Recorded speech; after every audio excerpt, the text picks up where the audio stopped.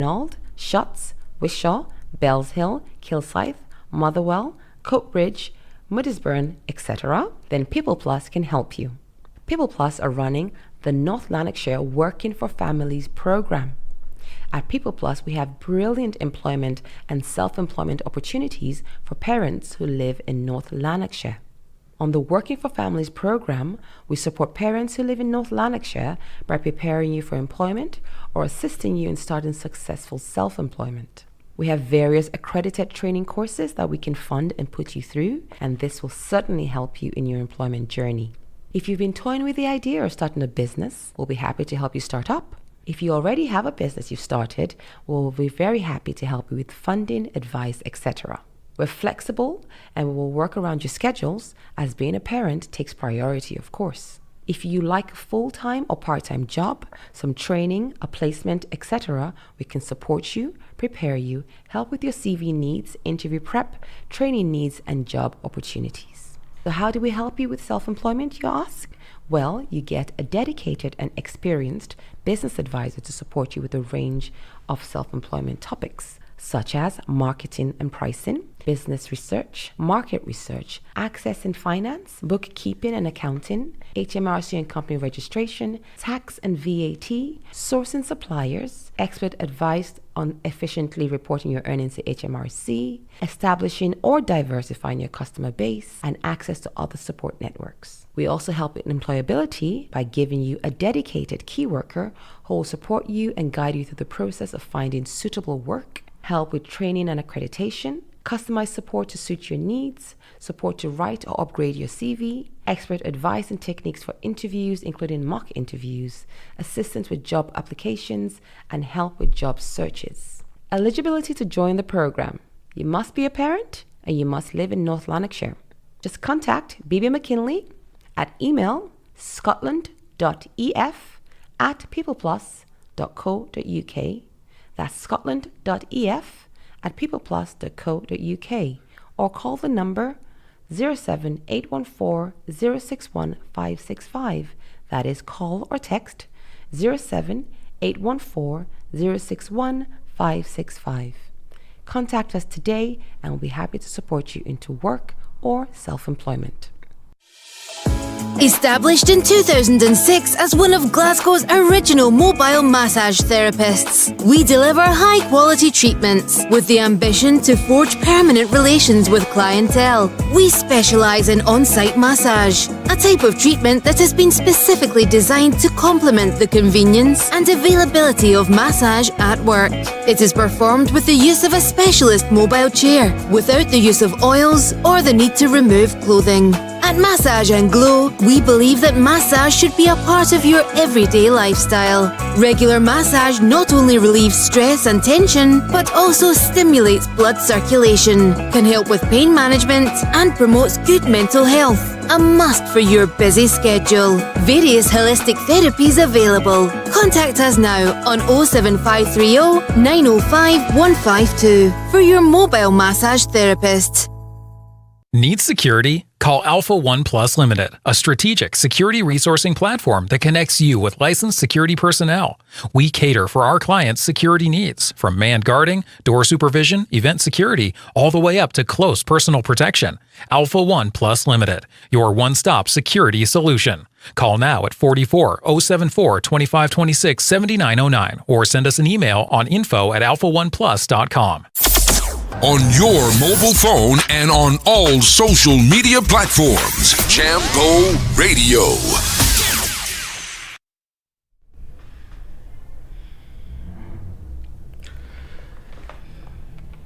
Hello and welcome to TouchPoint with Tayo on Jambo Radio, the show where everything matters.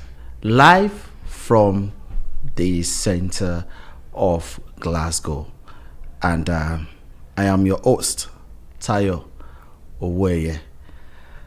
On TouchPoint, you know, we deal with issues, vital issues that concerns Africans and Africans in diaspora. We educate minds, and we also touch on trendy issues.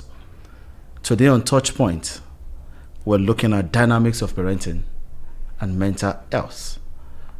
so many things. We talked about parenting 2 weeks ago, and it was a topic that we cannot just sidetrack. And today, I have my guest in the house, and one of the parents coming back today to expand more on the issue of parenting and mental health. I have with me, joining me live in our Jambo Radio studio here in the heart of Glasgow, Omotoke Buluro, a lawyer, mental health advocate, and a digital creator. Welcome to TouchPoint. Toke. Thank you so much for having me here. Thank you for coming. Thank you for coming back. Really, really thank you for honoring our invitation. I know you're so busy, but I'm so glad that you're around today. I'm happy to be here. Thank you. Yeah. And to our audience, listeners today, as usual, you can join the conversation on every of our social media platform. If you are watching live or you want to watch live on YouTube, you can just go to Jambo Radio Scotland, and you can also watch live on Facebook. All you need to do is just type Jambo Radio altogether and Scotland with it, and you will be live watching it on Facebook. And you can also send us message and comments via those platforms. On Twitter, which is now X, we are on at jamboradio.scot. On Instagram, we are on at jamboradio.scotland. And in case you are using our app and you want to mail us via email, you can at info@jamboradio.co.uk. Send us your comments, send us your questions. We are here to deal with those questions. We are still on the issue of dynamics of parenting, tackling the issue of mental health today. But before we go on, there were so many questions arising from the last episode concerning dynamics of parenting. I will quickly just deal with some of those questions before we delve into the issue of dynamics of parenting and mental health. You were here 2 weeks ago with Mr.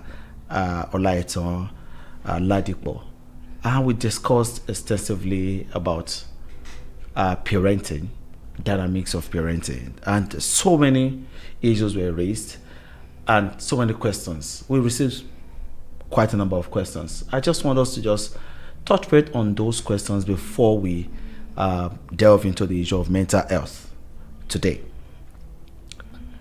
One of the questions talked about, in fact, a professor called me and we talked for an hour discussing about the concept of training and raising.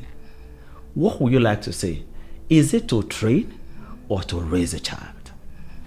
Well, there's been argument that it's a matter of nomenclature, choice of word. That's what it's been, whether you're raising, whether you're training. But what I would say is you're supposed to train a child in the way it should go. While training your child, don't neglect to nurture their emotional well-being. When you train a child, you're intentional about building specific traits, skills. You're trying to set them up to excel at every facet of life in whatever circumstance they find themselves. However, while you're at it, you are not living out their emotional state. You're navigating, you're guiding them. You can decide to raise a child without training them. If everything you are doing is just to what they want, how do they feel, their emotional state. But that is not how to train a child, because children will be children. They need guidance, they need instruction, they need direction. That is why I would say you train a child, because when you train a child and you're an intentional parent, then you would no doubt not neglect the emotional well-being. But you can decide to just say, I want to raise my child. You want to make them happy all of the time. That's not how it works. So that is my understanding of training a child as against just raising a child. So in a way, both goes hand in hand. When you train, You train and you raise. yes, but you can choose to, whatever the child wants, all of the emotions, without helping them navigate how to handle difficult emotions, circumstances in life, because really we need to train our child. Life is not fair. Yeah. Bad things happen to good people. These are serious issues, but they are true. Yeah. So, but you can't just make the child feel, oh, the world it's a goody place. That's not life. So we need to train our child, because then in training you are intentional about setting them up to tackle life at whatever stage it is that they are dealing with it, while putting in their emotions into it, as opposed to just raising them. Without the emotion. As just raising Raising them, them. like it's all about their emotions, what they feel. If they don't want it, you can't allow a child. Sometimes you let them learn through experience, but there are some things they need to be protected from. They won't like it now, but later they thank you because they are able to, in retrospect, they can see what you've done for them. Okay. So in a way, training and raising goes Hand in hand. They go hand in hand, but you have to be intentional about training. Yes. And you don't just raise Exactly. a child. Is it also in terms of linguistic matter? I mean, I could remember then in terms of the indigenous language of training that says to, so you don't, is to is to train. To train. It's not to raise. Yes. So it may be different from one culture to the, To the other, probably. But to, by our own, the standard, for example, I follow, you follow, it means to train. Because then it encompasses both raising and training them, because you're intentional about the things you expose them to. You're intentional about skills, modeling behavior, and all of those things. Children would generally want to, will have their emotions, all over the place. So in a way, it's training and also encompasses leading. Yes. So if I look at that word, to is so no. Exactly. So it's like point the person to the way. In the way they should go. They should go. Yes. Thank you so much. I think that has been settled. Someone made mention about being involved in a research on native intelligence, indigenous languages, models of intelligence in the 21st century parenting.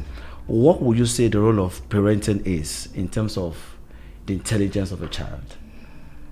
Our children have their innate behaviors. However, the kind of parenting style you choose would decide how eventually they are. Whether you're going to bring out their brilliance, their intelligent, innate nature, or you're going to, by the approach, make them lose their confidence so that they don't even believe in themselves, because that is where it starts from. So when you adapt the parenting style that works, it brings out the potential in your child. And more so, talking about native intelligence, there's a lot. Every child have the capacity, but the ability is left to be built. Okay. Your approach is what eventually gives that child the ability to be everything they have. So potential is not enough. That is where your style, your training, the kind of model you use as a parent will determine whether your child would be able to achieve the full potential. Okay, thank you so much. I'll go straight to the issue of I'll mix this one together in terms of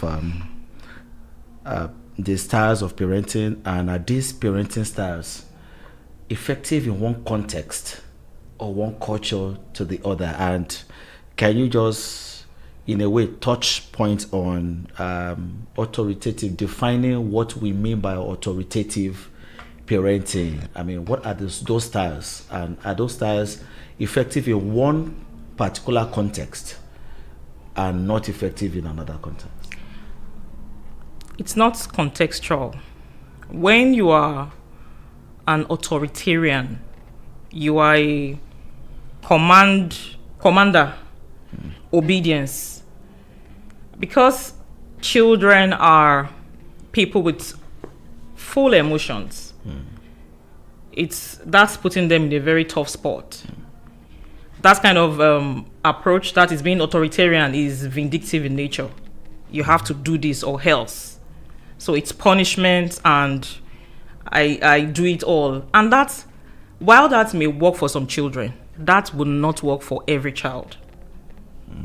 Because the nature of your child would determine how they would accept this kind of parenting style. Most adults now grew up with parents that they could not talk to because they were authoritarian. They grew up with full of wounds, emotional traumas, because somebody was not listening to them. And that is what an authoritarian will do. So this is not a contextual issue. It's while you think some parents think, oh, that's how I was raised and it worked. So you think. But looking back now, you're needing therapy. You are determining that I will not do this to my child. There's a lot of issues there. As opposed to being authoritative. An authoritative parent, though it's the same high-level demanding structure as authoritarian, but is open to negotiation. Listens to the child, as opposed to you have to do this or else this. The authoritative parents will invite them to a table, give them options. Let's negotiate as necessary. Teaching them the power of choice. You understand? Give them the power of choice. So I won't say it's contextual. And we need to understand the demand of the time that we are in. That kind of style, authoritarian style, doesn't work anymore. That's the truth. Because awareness is high, development is high, social media is there. It's so difficult to have, if you look at the rule of oppression, it would be to take away the power of knowledge. It makes people subjective, easily abused. But that's not there anymore. Knowledge is everywhere. That's why you see that there is parenting for some people becomes stressful. Okay. You understand? Okay. So that's I'll stop there for now. Okay. So just two more questions, and just I want you to just be straight and just go on this. There was a question about when do you start teaching your child about finances? When do you start setting them up for saving? Immediately they are able to understand. And that is way early now than it was before. So for me, and I'm not an authority on it, I would say from the age of 8. For me, from the age of 8, I'm teaching them to save. Just open a piggy somewhere. Or even earlier than that. There is nothing we do. And it's easier when we even catch them young. Opening an account, a savings account for your children from birth, of course, but they do not know the importance or whatever. But once they are able to tell their left from their right, it may be earlier for some. Just know the kind of child you have and put the culture in them. Savings. And then as they grow, keep giving them age-appropriate here and there. Right. Investment, yes, as they grow. So just know your child, look at their capability for understanding concept and introduce them. Thank you so much.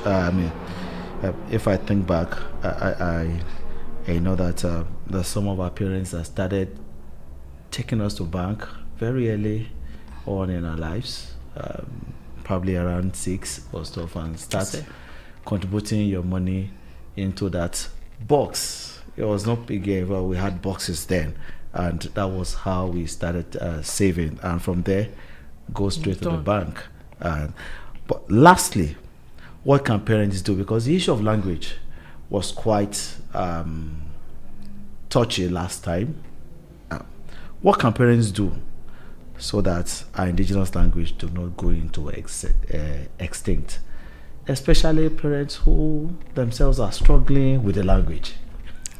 The fact is that what you don't have, you cannot give. That's the truth. However, for those who are able to speak their language, encourage bilingualism. Speak the language, your local language. Speak it. Practice your culture while learning the culture in your host country. The only way not to make a thing die, if you want something to keep growing, is just to keep doing it. There is no other way to it. So when you do this, it enriches their communication skills too, because they have the local language, they are speaking, they understand it. They have the language of the host country wherever they are. They are learning it too. Don't forget that at that stage, initially they would try to navigate. You don't understand. So while they are doing that, you ensure that their own indigenous language is something you always speak. And for everything good, it requires effort. Even if you've not been intentional about it, while maybe in your local community, here, then you have to be on top of your game and make sure you can just make it a value that when we are in this house, mostly we communicate in our indigenous language. Yes. I think from all our discussion, parenting is intentional. It is. Thank you so much. You're welcome. We'll now go straight to our topic for today, which is about dynamics of parenting and mental health. So, let's go on break before we go into that topic. So, listeners, stay tuned. We'll be going on a short break.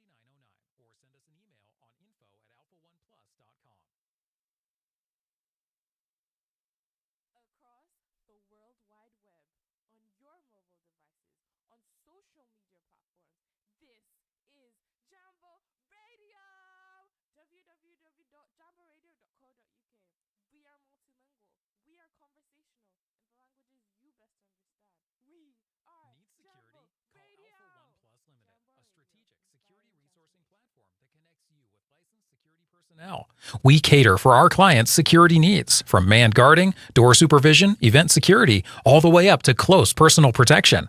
Alpha One Plus Limited, your one-stop security solution. Call now at 44-074-2526-7909 or send us an email on info@alpha1plus.com. Established in 2006 as one of Glasgow's original mobile massage therapists, we deliver high-quality treatments with the ambition to forge permanent relations with clientele. We specialise in on-site massage, a type of treatment that has been specifically designed to complement the convenience and availability of massage at work.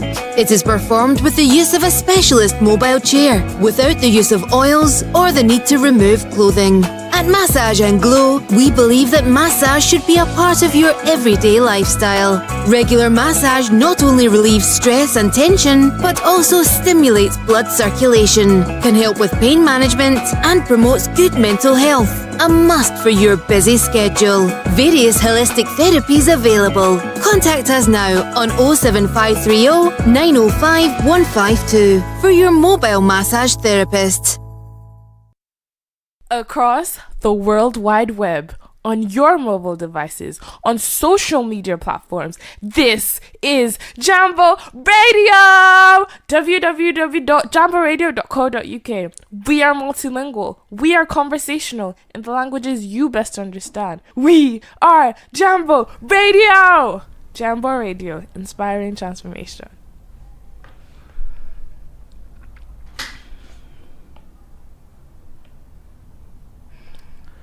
Welcome back, and this is still a TouchPoint with Tayo on the Jambo Radio Scotland, live from the city of Glasgow. My guest is still with me in the studio. I have Omotuke Buluru Esquire, a lawyer, a digital creator, and also a mental health advocate. Yes, Tuke, we are going on the issue of mental health. I want to read some statistics concerning mental health. And this was as far back as 2004. And it talks about US and Britain, but I mean, as sophisticated as they were at that time, it said at least 20%, in some cases up to 50% of adults known to have mental health or have had to go to mental health service providers have children. That means they are parents. Okay. 20%, up to 50%. That was huge as at 2004.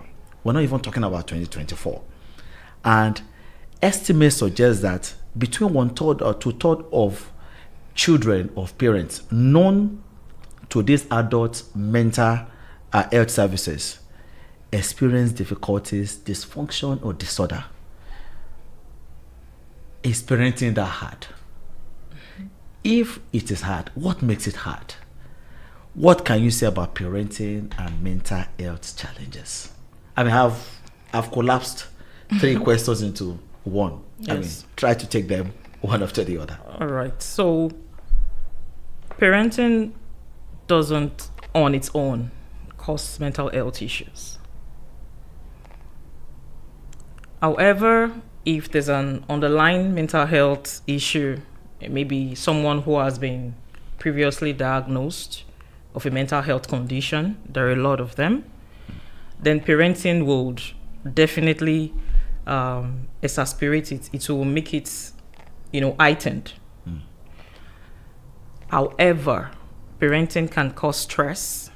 It can cause anxiety because of the demands attached to parenting. Number 1, sleep deprivation. Number 2, financial strain. And also social isolation. So it's not parenting on its own, but the demands of parenting. And also, when you don't manage your expectation well as a parent, or the parenting style you choose, which is not working and which you have not assessed, because we should all be open to learning. But some persons are just uptight. They want to, this is their approach. They don't take assessment to see whether it works. Yes. So when you stick to something that is not working, or you're not managing your expectation well, this is what you expect from this child, this is what you expect from this child, and that's not how it works. All these things bring stress and anxiety. And that is why you find that research is telling us that the number of people visit. So it's not parenting. It's maybe previously a mental health issue, or you're not managing the challenges. You're not managing the demands of parenting very well. This is what puts people in situations where they're having mental health issues. So being a parent is a thing of joy. Yes. It's not hard, but what makes it hard is how we go about it. How we manage the demands attached to that office. So what are the specific challenges that are associated with parenting and managing our mental health?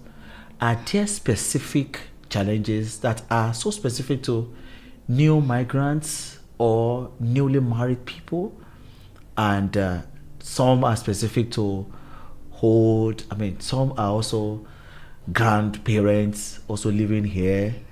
Okay. So what are the specific challenges? Okay, so as far as the challenges are concerned, let me tackle the ones with the new migrants.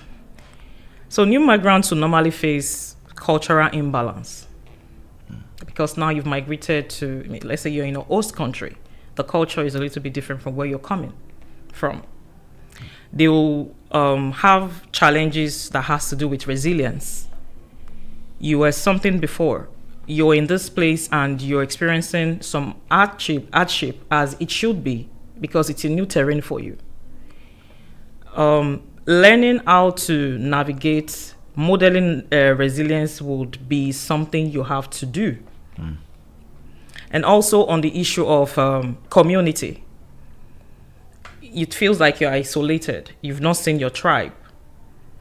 You're away from home. You've not met with other family members that are immigrants like you.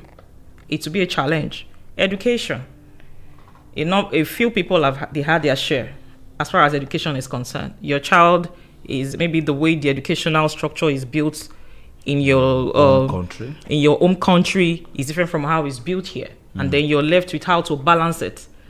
Now you are struggling with that, trying to grapple with what is this. Your child is asking you questions. Mommy, I was here before. Why am I here? So these are challenges that as immigrant parents, you are going to face. And these are normal at the beginning. As new parents, when parenting is like a journey. And for every journey, a wise person will seek to be equipped. You've checked how you will get to the place, the time it will take for you to get to the place, whether there are possible road closures. You have to be prepared for it. So if you go into parenting without being adequately prepared, now things are even easy now. Are you sure that things are easy now? In the sense that information is more. That's what I mean. And then, except you don't want to utilize available resources to you. But we can also have information overload.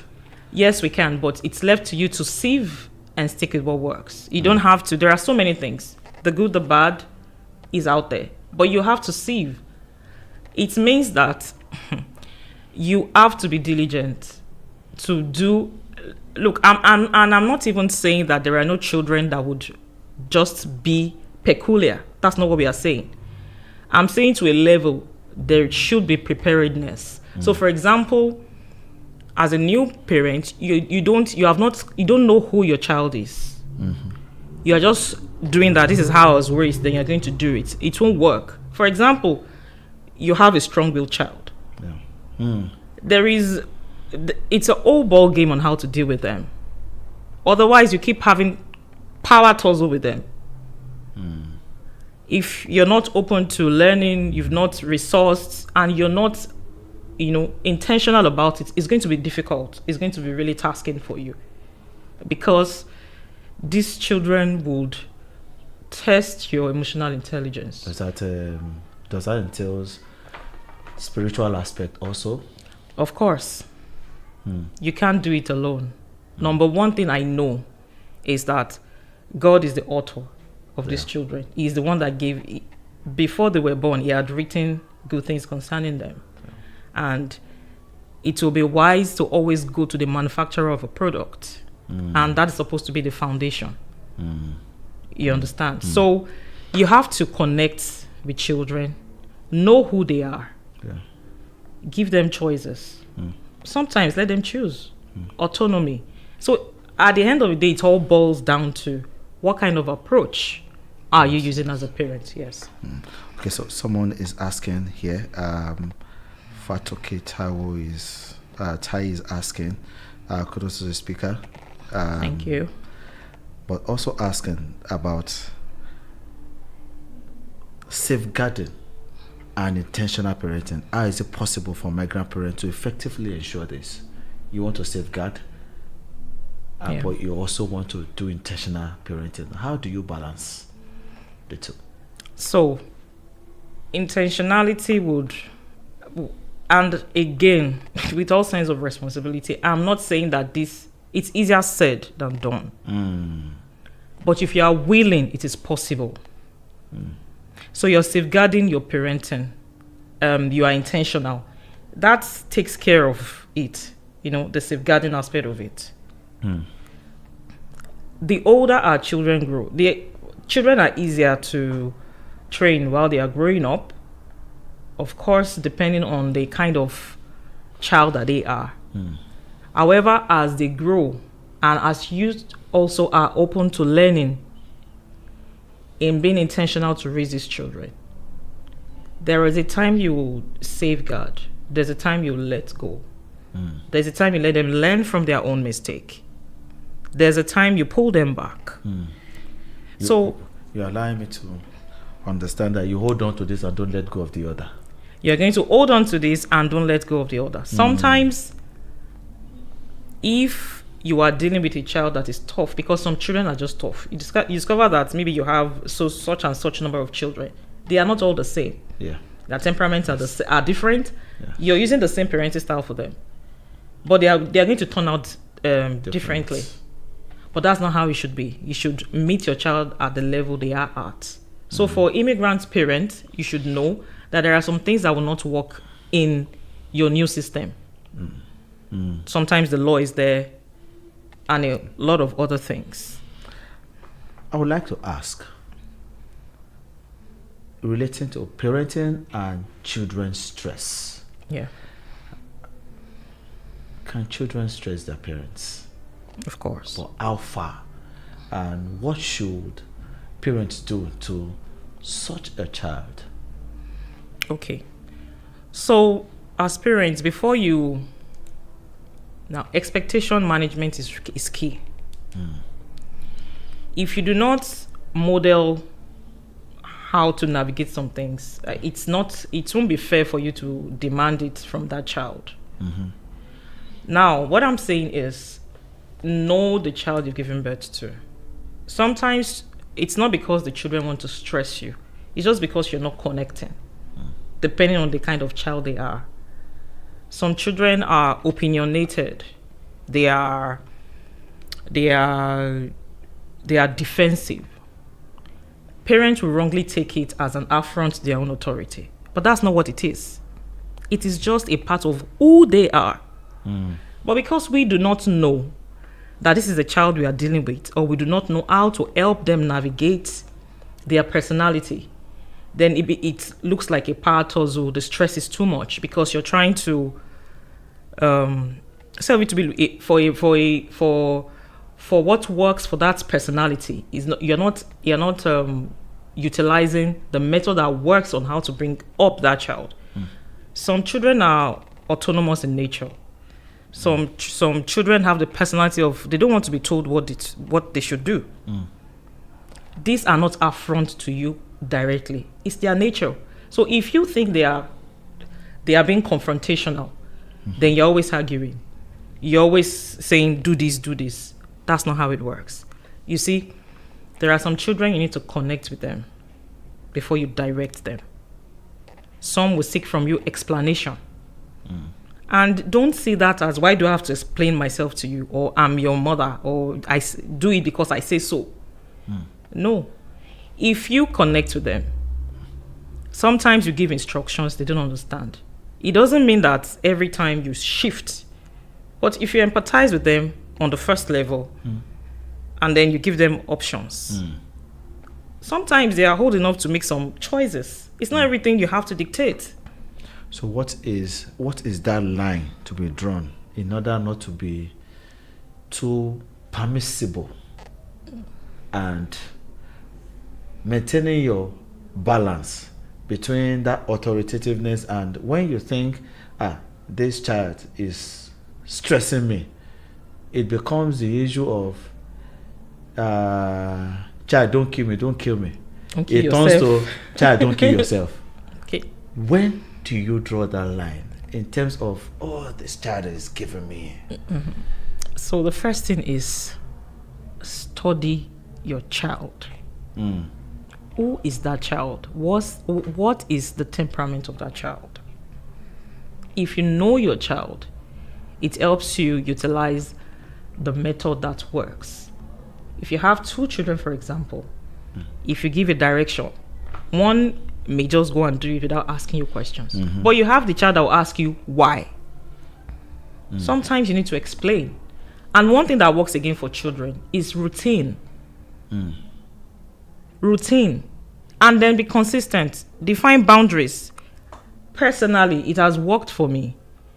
When I explain ahead, this is what we are going to be doing, the children are ready.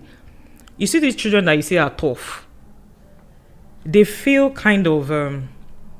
they feel confident and comfortable when they see that, they can predict some certain things. They are comfortable in a level of, predictability. They just don't want a situation where they want, just tell them and guide them. This is the boundary. This is it. This is it. This is it. They understand it. So know your child so that you know what works, and then be open to learning. If you've been applying a method that doesn't work, be open to changing those methods. And let the conversation be open. Sometimes we underrate them. We feel they will not understand. Discuss it. And then when you set boundaries, also be consistent. Consistency is key. So if you do this tomorrow and do this one tomorrow, you're not modeling, because these are the things we see in adults that we appreciate. You must have seen, that man is consistent. That man is reliable. These are the things our children have exhibited from young age that we see as affront. One thing I also want to connect with the issue of mental health and parenting is the issue of comparing one child to the other. Oh dear. It just popped up in my head now. So when we compare our children, we kill their self-confidence. So does that also lead to some mental health issues? It leads to a lot for the child, not for the parents now. But at the end of the day, won't it come back to the parents? Well, the damage is on the child. It is the child you're comparing that is at risk, not you.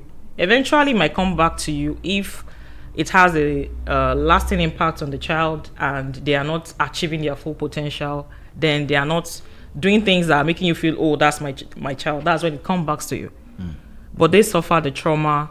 If you hear adults speak now, what their parents did to them while they were growing up, what killed their self-worth and self-confidence, that many adults now have to go into therapy for, which is good. Awareness is good. At least they are not sitting down there and knowing they are carrying this trauma.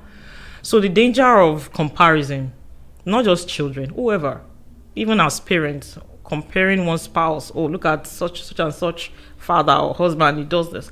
There's a way you can drive home lessons without making the person feel less of themselves. So comparison just kills the child's confidence. So in line with that, I know parents know their children, similarly know their children. Let me put it like that. How would you say to parents, especially young migrants around, on knowing your child? So the more we spend, I know that the challenges are there. Financial constraints, everybody's chasing shifts. You want to go and work. But between you and your spouse, you have to balance time with the children. You can't know someone you don't spend time with. You can't know someone if you do not pay attention to how they react, their emotions. Some children their emotions can blow up in their faces. Some can be very calm, but they run deep. So just know your child by trying to connect with them on the level. Their responses to situation. Are you understanding them? So that as they grow, you know how to improvise, you know what level it is. So it's challenging for immigrant parents because it's a new place. They are trying to settle down. They have financial constraint. In fact, social isolation affects them. Your tribe is not there.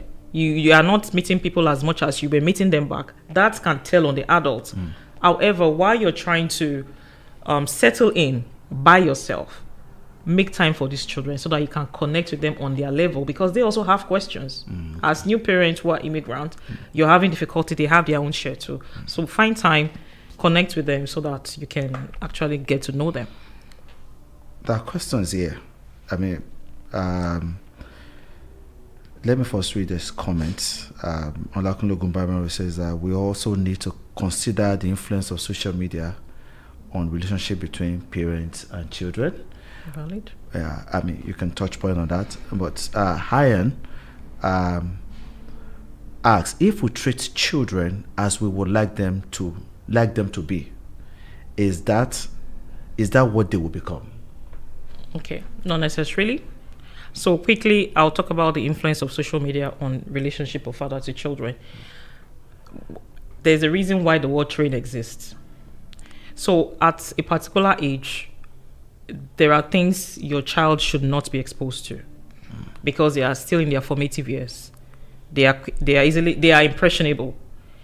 They don't have the will yet, or is not fully formed to say no to some things.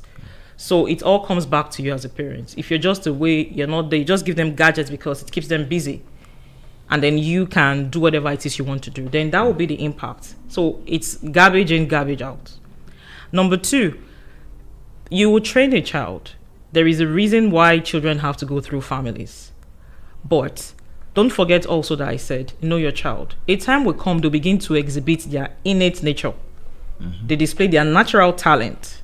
It's now left for you as a parent to see, oh, this is my child. And then you begin to guide them in that natural ability they are beginning to display. Don't also forget that some children are just peculiar. You know, I give the example of giving birth to social number of children and then they turn out differently. Yeah. Sometimes after you've done your best and you believe in God, you pray. You do your best and then you leave the rest. That's how it is. Adesoji Olubadebo is talking about the concept of marital schism. I mean, a state in which imbalance exists between couples. How do you think that also impacts on parenting when there is this gap between couples and their children are like? Okay, so I would say that one thing migration does is the schism didn't just start when they migrated. It started before migration, and that is a truth everyone who is in this position must be willing to accept. Because if you don't know the foundation of a problem, it's difficult. You can't just be treating symptoms. You have to know the roots. So if you want things to work for your children, for as long as that marriage is not irreparable,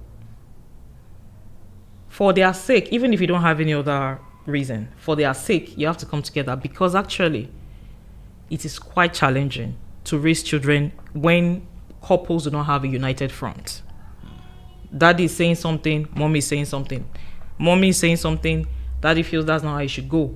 And children have a way of one against the other. If daddy is presented as the hard one and difficult one, and once they see that loophole, they are going to take advantage of it. So unfortunately, it's so tough. It's better to raise a child for a child to be trained, to be nurtured by one parent, than two for daddy and mother and mommy who are not united, who are saying different things. It even confuses the child. So it's an unfortunate situation. But I'm saying, except the marriage is irreparable, is one genuine reason why both of you should put your house in order for the sake of your children. On a funny level, yes, there is a statement, and it's also a scriptural one, that says that a good child is the father's beloved. And the bad one is the mother's. What would you like to say to that? What the bad one is the mother's? It's the society. Unfortunately, it's when a child is bad. Oh, look at your child. It's all your fault. It's all your fault. Whereas parenting is a task for both the father and the mother. So when a child turns out bad, it's for the both of them, actually. And if the child turns good, it's for the both of them.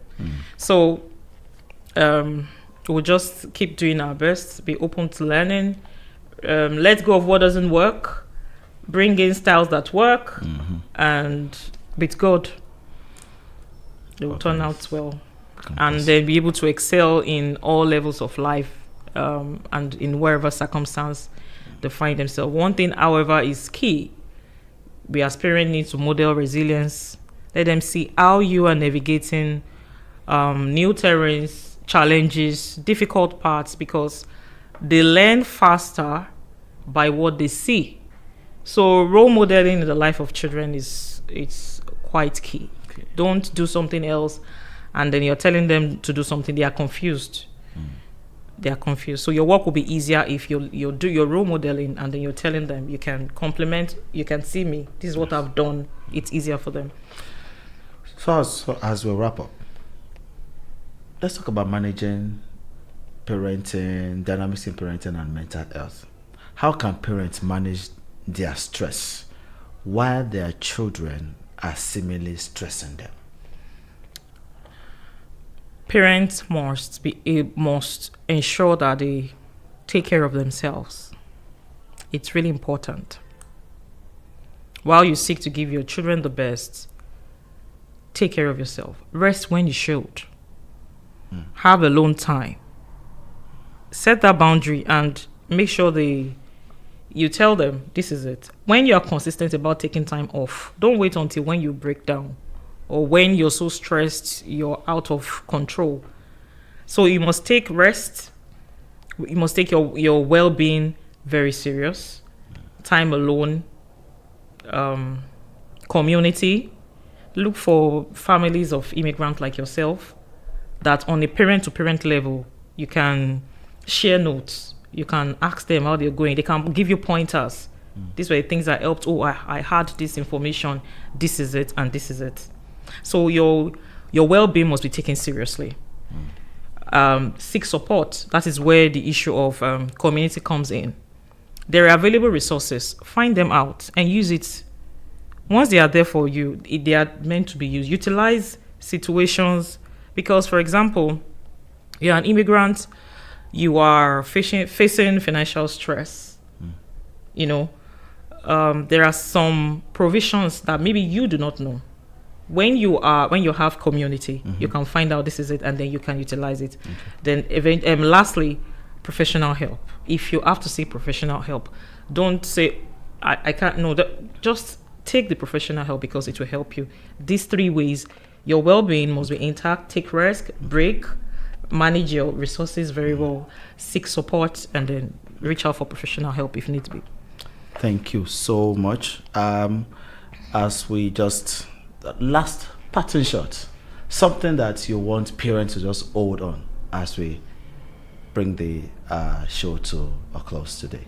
Okay, so I would say know your child, connect with them before you direct them, empathize with them, give them choices, and get feedback from them.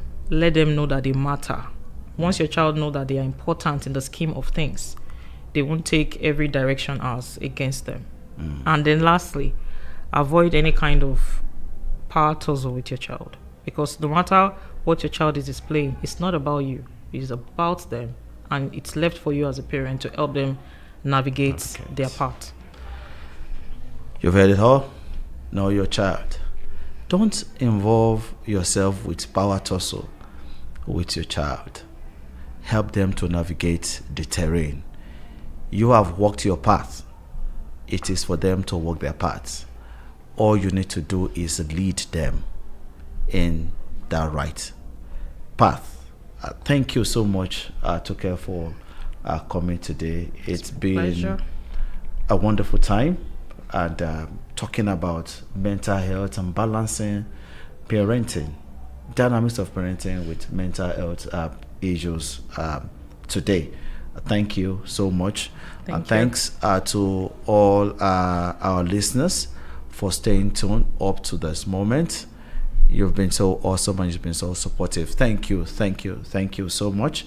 And thanks to the TouchPoint team, my producers, Tosin Ogwade, T Crown, Dr. Baron, Simone, and Dr. Mr. George Ta. Thank you so much for what you're doing for the show. Backroom family, thank you. My researchers, social media team, plenty of love to you guys. And that's it for this week, ladies and gentlemen.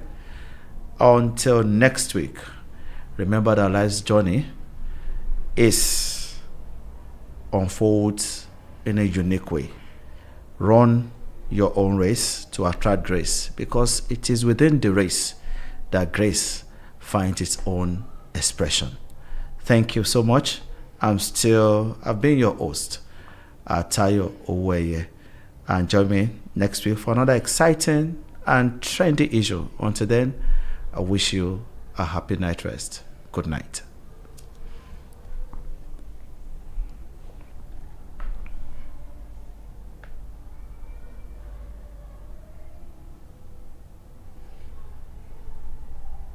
Across the World Wide Web, on your mobile devices, on social media platforms, this is Jambo Radio! www.jamboradio.co.uk. We are multilingual. We are conversational in the languages you best understand. We are Jambo Radio! Jambo Radio, inspiring.